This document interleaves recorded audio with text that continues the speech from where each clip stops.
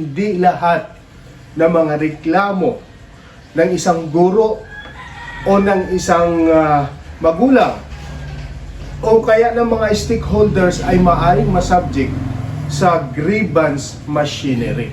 Mayroong mga bagay na maaari siyang masubject for administrative case.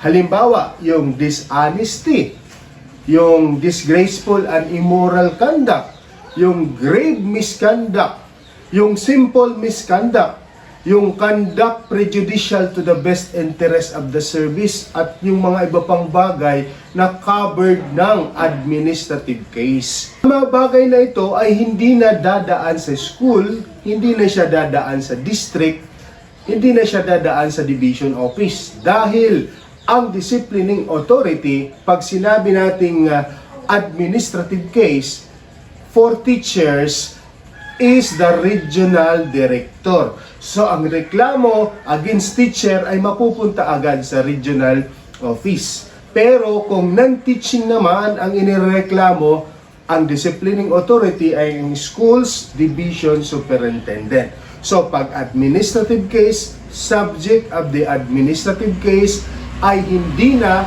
dadaan sa school, hindi na dadaan sa district.